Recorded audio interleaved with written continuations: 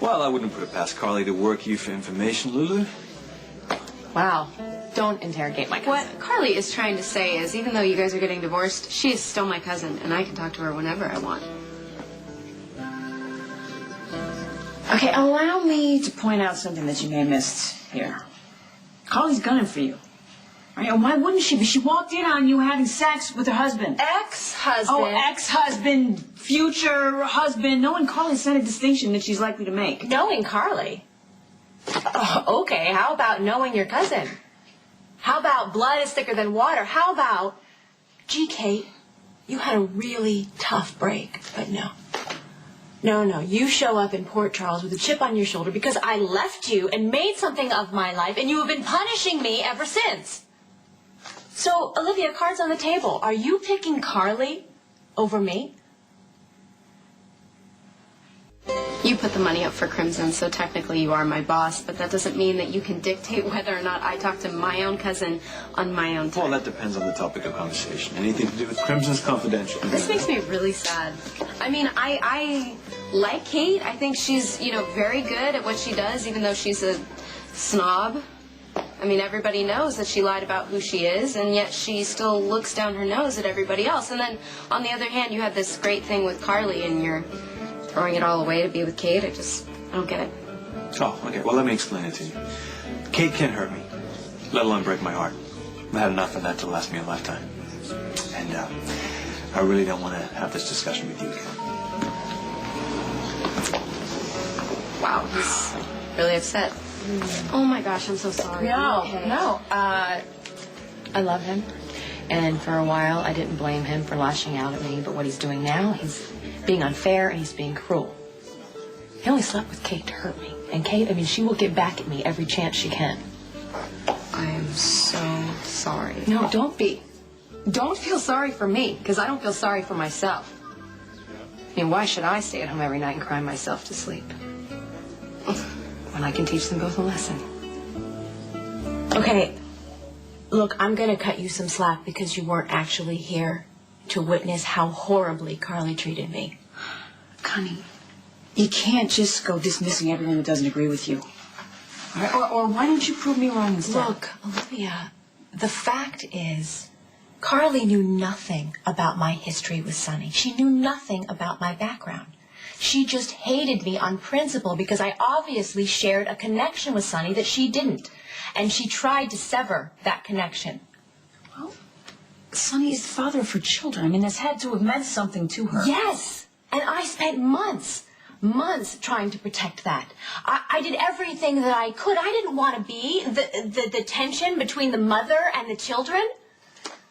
It's because of Carly. She is the one that increased that tension. She badgered me and Sonny every chance she got, and she used those children to try to drive a wedge between us. All right, help me understand this. How did she manage to be dumping all over Sonny and seducing him at the same time? Okay, you know what I don't understand, Olivia, is why you keep defending her. I don't get it. Where's all that family loyalty that you go on and on about? I am family, Connie. That's how I know you're rationalizing here. Okay, neither you or Carly are on the side of the angels here, right? I don't know what to do, Olivia. I tried for months to keep the peace with her, and the only gratitude that I got was her trying to drive a wedge between us. All right, look, if you guys want to mix it up, that's fine. You go right ahead. But just so you know, this could wind up costing you big time.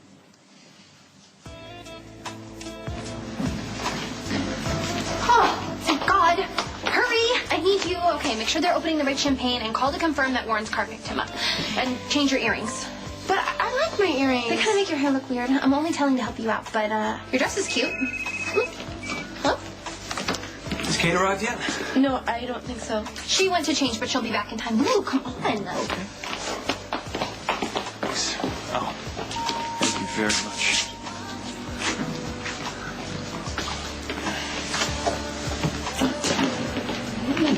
Hello, Olivia. Yes. Right, we haven't officially met.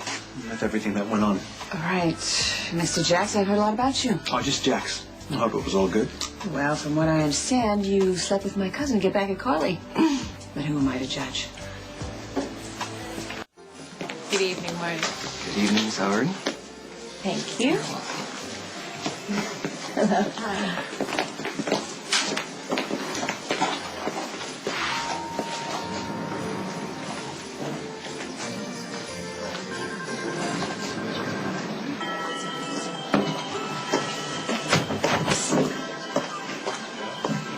Now would be the perfect time.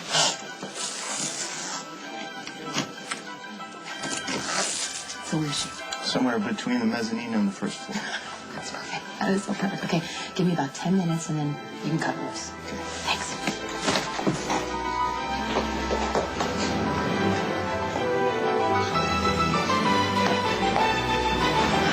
Kate should have been here by now. I called her and it went straight to voicemail. She'll be here. She wouldn't miss her own party.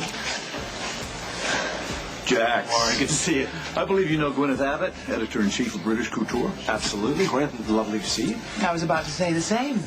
When Warren told me he was flying to the hinterlands, I demanded that he bring me along to see you. And dear Kate, of course. Of course. How is my girl? I've been very worried about her. I was devastated. You know how I admire Kate. Tell me, how does she look? She looks just like Kate Howard. Not a hair out of place. Warren James, Gwyneth Abbott, this is Olivia Falconieri. It's a pleasure. Do you work for Kate? Not in this lifetime. But you are involved in the world of fashion. Well, if by that you mean I buy all my clothes off the rack and I wouldn't spend more than $50 on a handbag. I, for one, always appreciate a practical streak in a beautiful woman. Mr. James, are you flirting with me? Oh, this must be Kate.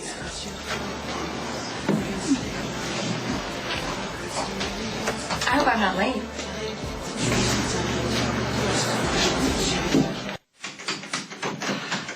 Hello?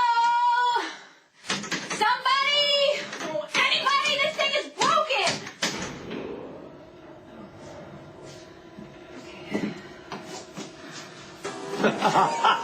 Very good. Funny, huh? Oh, Kate! So glad you could make it.